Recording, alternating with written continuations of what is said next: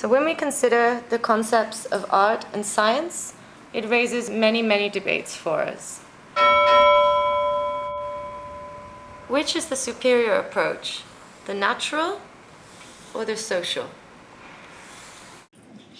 Okay, so if you think about a human being, you can't separate his body and his soul.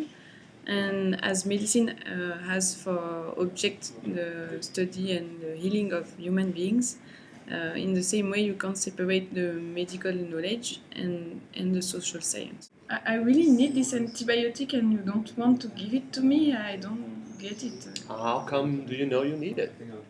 I can feel it inside. I'm in pain, I'm suffering, I need this. Oh, you feel it, right? Like butterflies in your stomach, or what? Yeah, kind of, I don't know. Were you reading some magazines, some improper magazines that told you that what you have is really not curable with antibiotic, you know? No, but I know this science says it's not automatic, but for me, personally, I need it. Oh, so you have, okay. So I'm a single should, human being, you know, I have my own feelings and my own needs. and every human being needs an antibiotic, is that what you're saying? Not every, but me, yes. Oh, you, okay. So we should, handmade, we should have a handmade antibiotic, is that what you think?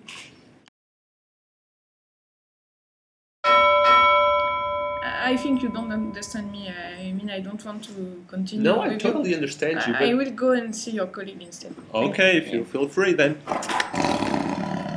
I may or may not be able to teach students or residents to be curious about the world, to see things through the patient's eyes, or to tolerate suffering. I think I can, however, train them to shake a patient's hand, sit down during a conversation, and pay attention. Such behavior provides the necessary, if not always sufficient, foundation for the patient to have a satisfying experience. At once that general practice is the easiest job to do badly, but the hardest one to do well. When should we develop our science, and when should we develop our art of medicine? My feeling is that at the beginning of our studies we study more medical basic knowledge, and then with the experience and the years coming we will more be able to have these communication skills and these social aspects of medicine. In one day of work we consult 40 patients, 10 babies, 10 teenagers, 10 mid-ages and 10 elderly people. So we make 40 diagnoses. We have 40 conversations and we solve 40 problems. So our work is also an art of flexibility. So being a good general practitioner is not necessarily something you are born to. Talent is a good thing, of course, but like in many other parts of life, it's 5% talent and 95% hard work. Does practicing the art of medicine cost valuable time? So if art needs freedom, how can we practice good medical arts with the time restriction due to our time scheduling? Is evidence alone enough to satisfy our needs? Can we trust the evidence we see? So, how can I help you? Doctor, please help me. I think I have like a flame in my stomach. It hurts so much. Please, I'm burning. So, if I understood it clear, you have a flame inside you. Yes. Okay. Guidelines recommend us when we have a fire, we have to use the proper fire extinguisher. Maybe this can help you.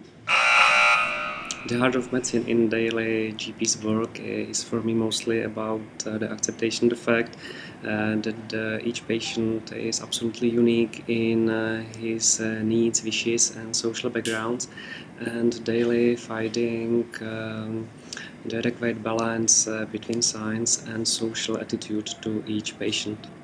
So here we have a representation of the science of medicine with the evidence base, the research, the statistics, the biology, the guidelines, and how this feeds into our mental process.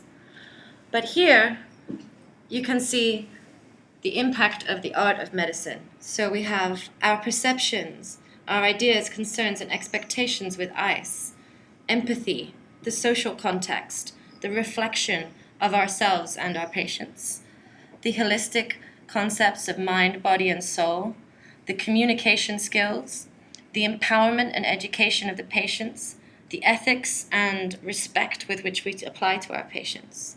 And so the lesson is that art is the tool with which we implement the skills and knowledge of science.